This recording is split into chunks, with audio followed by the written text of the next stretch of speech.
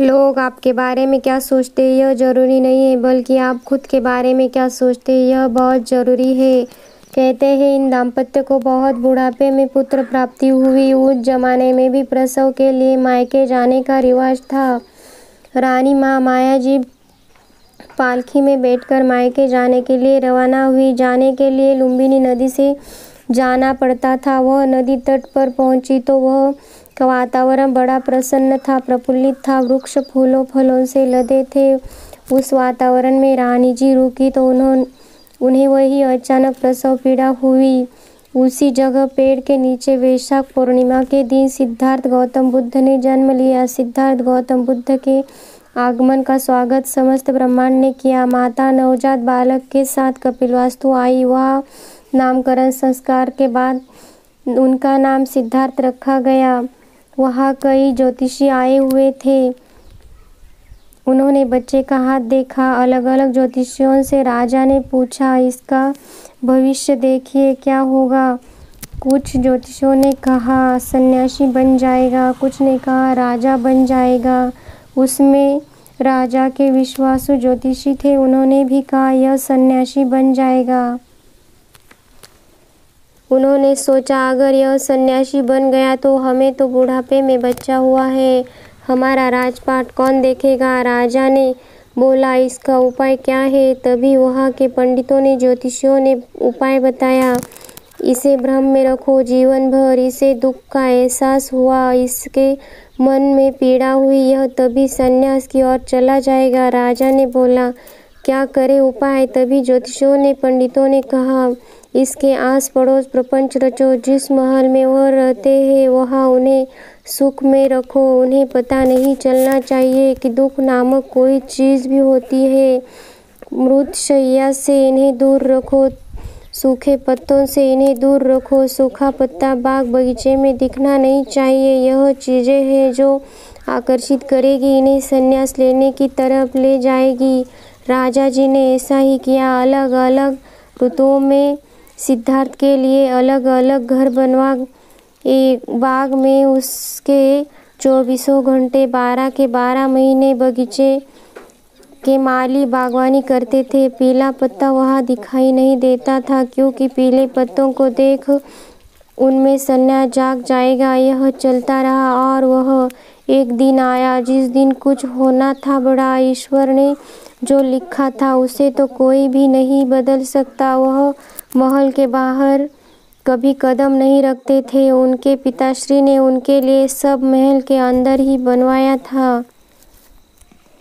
बाहर भी पूरे गांव में सतर्क किया हुआ था, खबरदार कोई बूढ़ा आदमी उन्हें दिखे, कोई मृत्युशैया उन्हें ना दिखे, खबरदार कोई साधु दिखे। एक दिन वह पूरे हट से जानबूझकर अपने महल से बाहर निकले। तभी अचानक पहली बार रास्ते में उन्होंने एक बूढ़े आदमी को देखा। सारथी को बोला रथ रोको। वह बूढ़ा आदमी झुक कर चल रहा था। सिद्धार्थ ने पूछा यह झुक के क्यों चल रहा है। उसने पहली बार बूढ़ापा देखा।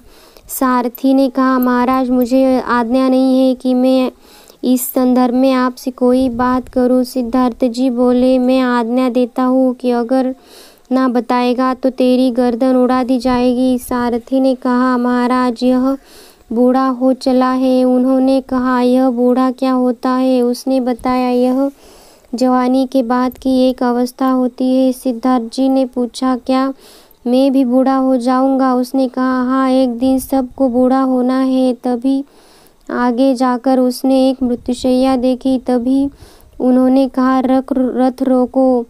वह और पूछा इस आदमी को बांध के क्यों ले जाया जा रहा है, इसको क्या हो गया है। सारथी ने बोला महाराज यह मर चुका है। वह बोले यह क्या होता है। वह बोला यह बुढ़ापे के बाद की अवस्था है। वह बोले एक दिन क्या मैं भी मर जाऊंगा। उस सारथी ने कहा जो आया है वह जाएगा, वह कोई भी क्यों ना हो, राजा हो या रंग फकीर हो। आगे और जाने पर उसने देखा कि एक सन्यासी वस्त्र धारण किए चल रहा था। उन्होंने पूछा इसे ऐसे वस्त्र क्यों पहने हुए है।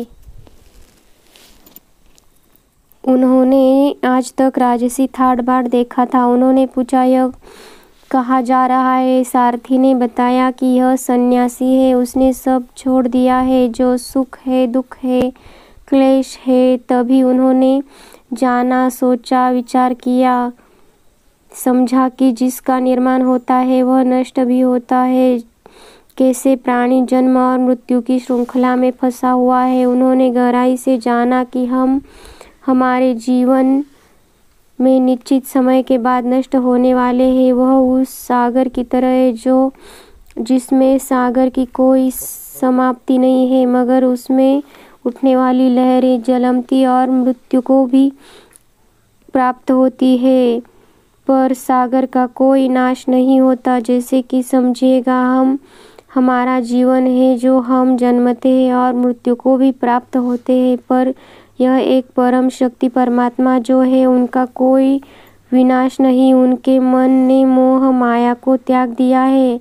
उन्होंने जाना प्राणी कष्ट क्यों पाते हैं, उसने अज्ञान का कारण क्या है, मनुष्य को लोभ तृष्णा मोह माया से क्या हाल होते हैं, इस सारे दुखों से बाहर कैसे निकले, इन सारे त्रासदियों से निकलकर मुक्ति लाभ होकर आनंद की अनुभूति कैसे करे। अपने मन को जाने परखे, उसी से सारी अनुभूति होती है। इसी संदर्भ में एक दिलचस्प कहानी। यह कहानी को सुनने से आपका मन हर काम में लग जाएगा, पर आप इसी कहानी को ध्यान से सुनिएगा। गुरु अपने शिष्यों को ध्यान साधना सिखा रहे थे। तभी एक शिष्य ने पूछा, गुरुजी मैं समझ नहीं रहा हूँ, मैं कुछ पूछ सकता हूँ? बुद्ध ने कहा कि हाँ पूछ सकते हो। शिष्य ने कहा कि मैं जब पानी पीता हूँ तो मेरी प्यास बुझ जाती है, कोई भी जब पानी पीता है तो उसकी प्यास बुझ जाती है, तो यह ज्ञान के संबंध में क्यों नहीं होता? जब हम आपके कहे अनुसार ध्यान लगाते हैं, कोई पहले कोई बाद में, तो कोई कभी भी ध्यान की स्थिति में नहीं पहुंच पाता है। ऐसे क्यों होता है? जैसे पानी सबकी प्यास बुझाता है, उसी तरह ध्यान से सबके ज्ञान चक्षु खुल जाने चाहिए ना, पर ऐसा नहीं होता है। तभी गुरुजी ने कहा कि कल हमें किसी ने आमंत्रित किया है, मैं तुम्हारे प्रश्नों के उत्तर कल वही दूंगा, कल तुम हमारे साथ चलना। दूसरे दिन दोनों गुरु शिष्य किसी धनी आदमी के घर पहुंचे। कुछ देर में वह भोजन करने बैठ गए। वह धनी आदमी भी उनके साथ भोजन करने बैठ गया था। खाना परोसा गया, तभी उसने अपने नौकरों से चिल्लाया और कहा, यह क्या भोजन बना रखा है, इसमें कोई स्वाद ही नहीं है। वह भोजन की थाली फेंककर नौकरों से कहता है कि जाओ जाकर कुछ अच्छा ढंग का खाना बना कर लाओ। वह आदमी की पत्नी इन गुरु शिष्यों से माफ़ी मांगकर उन्हें भोजन परोसने लगी। उन दोनों ने भोजन किया, लेकिन गुरुजी ने अपनी थाली में तो रोटी छोड़ दी। गुरुजी उस महिला से बोले, क्या तुम मुझे यह बांध कर दे सकती हो? उसने उन दोनों रोटियों को बांध कर दे दिया। उसके पश्चात दोनों वहाँ से चल पड़े। चलते चलते पथ पर गुरुजी ने शिष्य से पूछा, तुम्हें भोजन कैसा लगा? शिष्य ने उत्तर दिया, भोजन स्वादिष्ट था, मुझे तो पसंद आया, मुझे भोजन करके अच्छा लगा। गुरुजी ने पूछा, इससे ज़्यादा तुम्हें कुछ भी नहीं लगा? शिष्य बोला, इससे अधिक क्या लग सकता है गुरुदेव, मेरी भूख मिट गई और मेरा पेट भर गया। गुरुजी बोले, तो भोजन तो अच्छा था, उस महिला के पति को क्यों पसंद नहीं आया? भोजन तो एक ही था और अच्छा था, आदमी को पसंद क्यों नहीं आया? शिष्य बोले, आप ठीक कह रहे हो गुरुदेव, मुझे तो कुछ समझ ही नहीं आ रहा है, आप ही कुछ बताए। गुरुजी बोले, तुम मेरे साथ आगे चलते रहो। वह चलते चलते बहुत दूर चले गए। शिष्य ने गुरु से कहा कि हम हमारे मार्ग पर नहीं है, तो फिर हम कहाँ जा रहे हैं? गुरुजी बोले, बस चलते रहो। बहुत आगे चले जाने पर उन्हें एक फटे हाल आदमी मिल जाता है। वह गुरुजी के चरणों में गिर पड़ता है और कहता है, मेरी मदद करो परमात्मा, मैंने 3 दिन से कुछ नहीं खाया है। गुरुजी उस मानव को लेकर किसी पेड़ की छांव में चले जाते हैं। उस महिला ने दी हुई वह 2 रोटियों को उस आदमी को दे दिया। उस रोटियों को देखकर उस आदमी की आंखों में चमक आ गई। उसने जल्दी से उन रोटियों को खा लिया। वह खाते खाते रो रहा था और खा रहा था। वह अपने हाथ से इशारे कर रहा था कि हे ईश्वर, हे अद्भुत शक्ति, तेरा धन्यवाद इस 2 रोटी देने के लिए। खाना होते ही उसने गुरुजी का आशीर्वाद लिया और धन्यवाद कहा। गुरुजी ने उस आदमी को भोजन का स्वाद पूछ लिया, कैसा था? उसने उत्तर दिया, स्वाद तो कहीं था ही नहीं, केवल जीवन था, ईश्वर था, भगवान थे। यह 2 रोटियां दी थी, यह तो साक्षात जीवन था। इसके बाद वह आदमी वहां से चला गया। तभी गुरुजी ने शिष्य को समझाया कि देखो, भोजन तो वही था, पर उसी धनी आदमी को उसमें स्वाद नहीं आया, तो तुम्हें स्वाद आया, तुम्हें पसंद आया। वह एक आदमी जिसे कहा कि भोजन कैसा था, उसका स्वाद कैसा था, तो उस आदमी ने कहा स्वाद तो उसमें था ही नहीं, उसमें तो जीवन था। भोजन में उस आदमी को जीवन नजर आया, परमात्मा और ईश्वर नजर आए। यह रोटियां नहीं थी, साक्षात जीवन था। यह कहकर वह आदमी वहां से चला गया। गुरुजी ने शिष्य को समझाते हुए कहा, देखो ना, भोजन तो एक ही था, तुम्हें उसमें स्वाद आया तो उसमें जीवन परमात्मा का साक्षात्कार हुआ। तुम्हें थोड़ी सी तृप्ति होती है तो उस आदमी को अनंत तृप्ति मिलती है।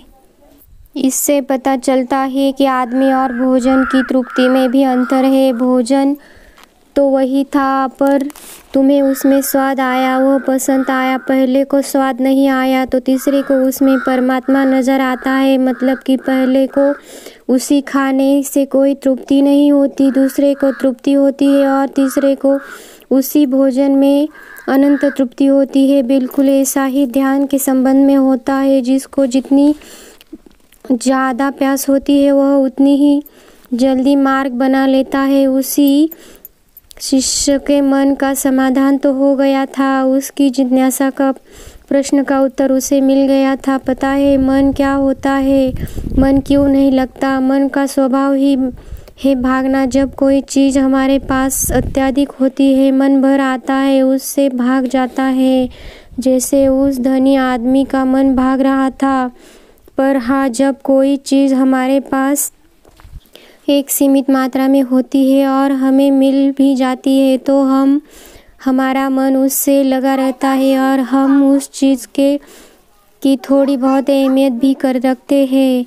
जैसे कि उस शिष्य का मन उस भोजन से थोड़ा बहुत जुड़ा हुआ था तो उसने उस भोजन की अहमियत को भी जाना। हाँ, पर जब हमें कोई चीज़ चाहिए होती है और वह हमारे पास नहीं होती तो पहले हमारा मन उस चीज़ के लिए बहुत लालायित रहता है, वह हर हाल में उसे पाना चाहते हैं। पर जब कोई बात प्राणों पर आ जाए, प्राणों से जुड़ी हो, तो तब आप मन नहीं देखते। जैसे कि वह 2 रोटी, तब मन गायब हो जाता है। जब आप स्वाद नहीं देखते तब आपको सिर्फ खाना चाहिए होता है, तब आप एकाग्र हो जाते हो। खाने में जो मिले उसी में आनंद आ जाता है, उसमें स्वाद हो या ना हो, हमारे प्राण उसको अंदर तक स्वीकार कर लेते हैं। हाँ, पर यह तभी संभव हो पाता है जब मन नहीं होता। हम हमारे मन को लगाने की बहुत कोशिश करते हैं, कुछ पढ़ाई में लगाने की कोशिश करते हैं तो कुछ अपने काम में लगाने की कोशिश करते हैं। हाँ, लेकिन आपको पता होगा मन कहीं नहीं लगता। इसका काम किसी चीज़ में लगना है ही नहीं, इसका काम है इधर से उधर भागना, आपको भगाना। कोई एक चीज़ आपको मिलती तो उस चीज़ की और दूसरी चीज़ की ओर ले जाना, दूसरी मिलती तो तीसरी की तरफ ले जाना। हमारा यह मन तो संतुष्टि को जानता ही नहीं है। मन सिर्फ पाना जानता है। जो पा लिया उसे छोड़ देना जानता है और जो छोड़ दिया उसे फिर से पाने की आदत उसे अपने मन को होती है। आपने जीवन की पिछली हिस्से को देखो और जानो, क्या हमारा मन कहीं लगा है, यहाँ कहीं रुका है, या आपको सिर्फ भगाने जा रहा है और आप भाग रहे हैं। अब अगर मन का काम भागना भगाना होता है, जीवन भर भागते ही रहेंगे, कहीं नहीं रुकेंगे। अगर गहराई से देखो तो जिंदगी ऐसी ही है। मन जीवन से लेकर मृत्यु तक सिर्फ भागता ही रहता है। ऐसे ही हाँ, कुछ लोग ठहर जाते हैं भागना बंद कर देते हैं, परमात्मा को प्राप्त हो जाते हैं। यह कहानी आपको कैसी लगी कमेंट सेक्शन में बताना ज़रूर।